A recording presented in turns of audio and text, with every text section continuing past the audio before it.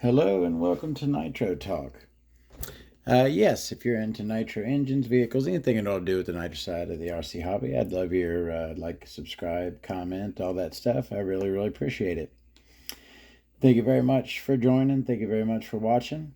I am a nitro guy through and through. I think I have. I think my nitro credentials are not in question at this point, but I'm not one of those nitro people who are like, electric, those are electrics for LGBT community.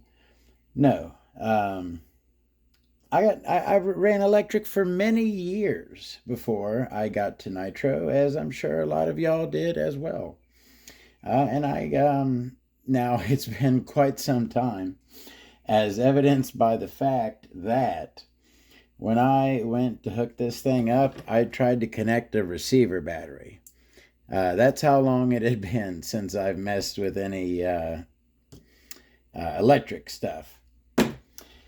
So, anyone who saw my video on the Academy Wyvern right here, I pulled this thing out of the box and it was further along than I remembered. So, I bought this thing years ago 5, 6, 7, 8, 9, 10 years ago. And I had started it, right? I assembled most of it, and then I put it up, right? And I thought it was at a point. I didn't remember putting a motor in it, right? So I pulled it out of the box, and it had a servo and a motor already mounted in it. And I was looking at it, and I'm like, well, I got receivers. All I really got to do is order me an ESC, and I could basically get this thing running. So right after that video, and that was, a few months back, I ordered this ESC. Cheapest one on eBay. I think it was under 20 bucks, $16, $18, something like that. There's a super cheap motor in here.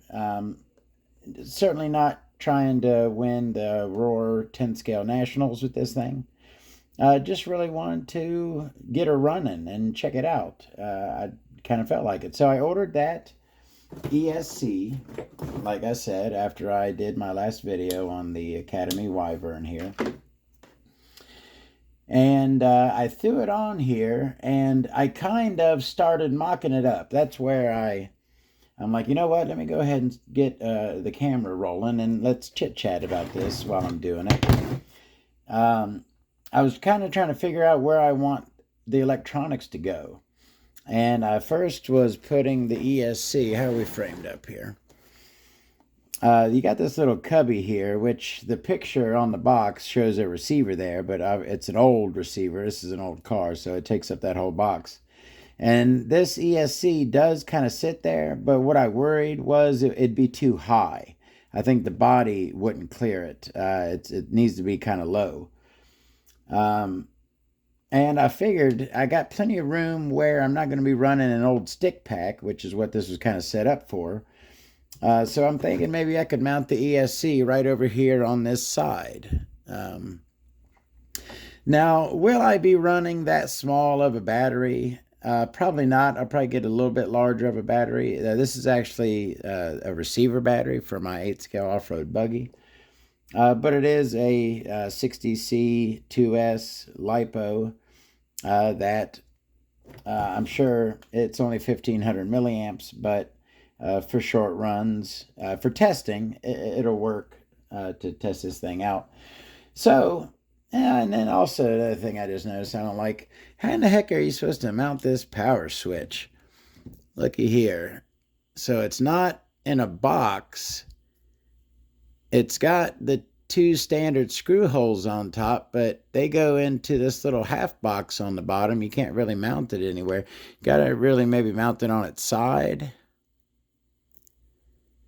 Oh, okay. Oh, it goes, there's a little thing on the ESC, and it's supposed to sit. It mounts. Okay, let me see if I can actually get it onto there. I doubt.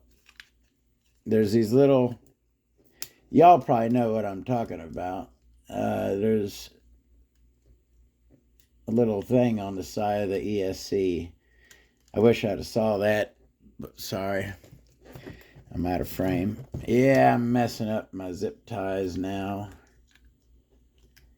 And it's not really a good spot for it, at least not in this particular build. You know what?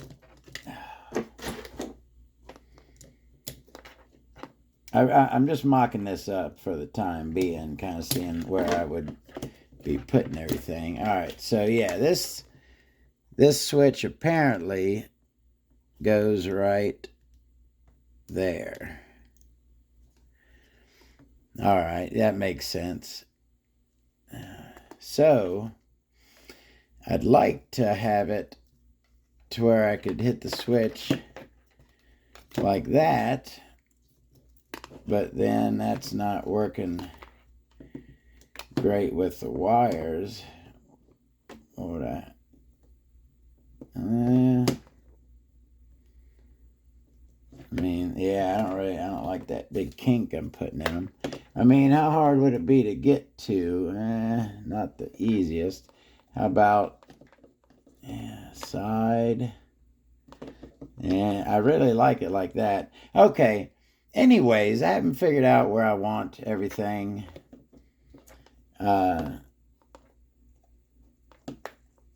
You know, let me just, for the time being, let me just kind of stick, well, no, now because of that,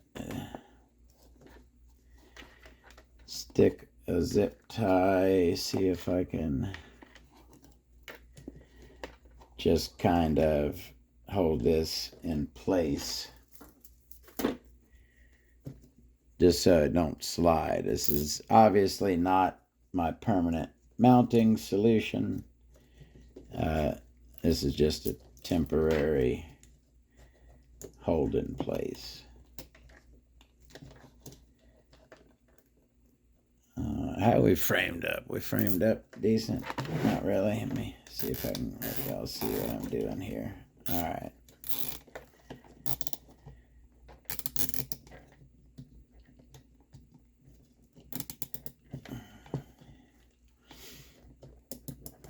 All right, that's not, yeah. All right, so that's just temporary mock-up. All right, hold that ESC in place, and I can get to I can turn the switch on with a screwdriver. There we go. All right, so I wanted to run my servo and that through a little zip tie. Those are short zip ties. One little zip tie around those. I was thinking about getting this thing running. It needs some foam in the tires. The tires don't have foam, which is kind of crappy. I don't like that. My servo, channel 1, goes like that. And ESC, channel 2, goes like that. All right. So that's basically kind of how, I don't know where the antenna is supposed to go. Just kind of have it. So it is belt drive, right? So I got nothing's anywhere near the belt. ESC's temporarily there. Receiver temporarily there. Battery temporarily there. But, I mean, everything is, you know, I wouldn't want to run it on the track like this. I would want that ESC mounted more secure. But for testing, I think this will be all right. So, now again, like I said, it's been a long time since I ran electric, and I tried to hook up a battery to it. It was beeping, and then I'm like, oh yeah, duh, it's got the battery eliminator circuit. it was odd to me because I'm used to nitro, and on a nitro vehicle, the drive line is completely free, right?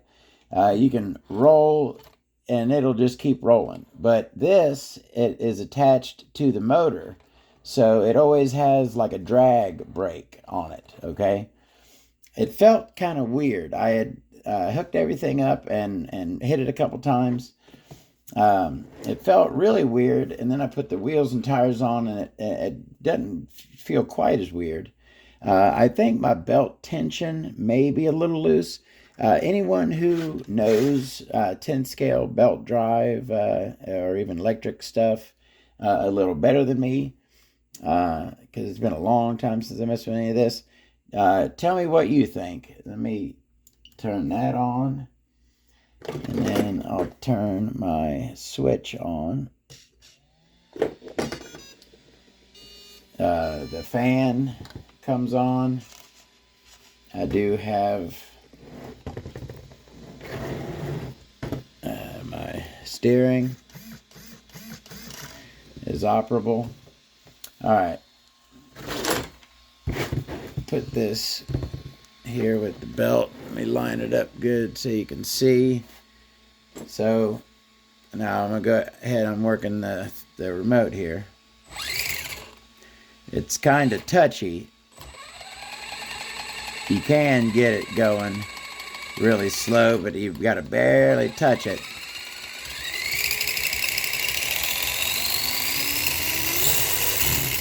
And that was max. That's max power right there. It doesn't seem like it's too much for it. I don't think so. I think it's, this chassis was made in the brushed motor days, right? I don't think this chassis was ever designed with a brushless motor in mind at all. But I don't think it's overpowered. I bought the cheap stuff, again, cheap, and I'm not really trying to race this thing. But then also, this thing can't handle some crazy high-end stuff. You know what I mean? This chassis was built for a brushed system. So I got a low-end brushless system. And I think it seems to be powered. These tires are obviously not glued, and I got one coming off over here on me. And no foams in them. That's certainly... I'm sure I could find some kind of other tires in my collection to put on here. But I'd like to put these original ones on them. I'd have to find some foam for them. And we've got reverse as well. There's our reverse.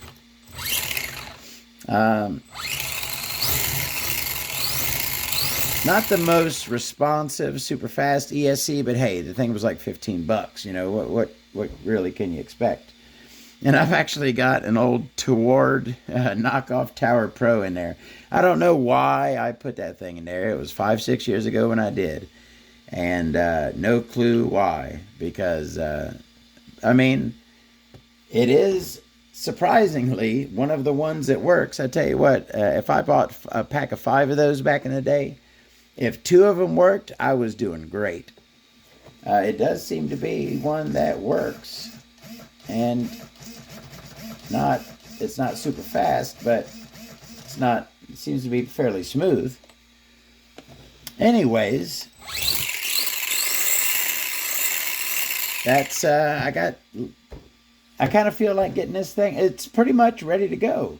If I either found some other wheels and tires for it or found some foams for these. I just really have to, I guess I got to maybe pick a different battery and mount these electronics a little more securely. But I think the placement will be fine. I think that, that's no problem getting to that switch.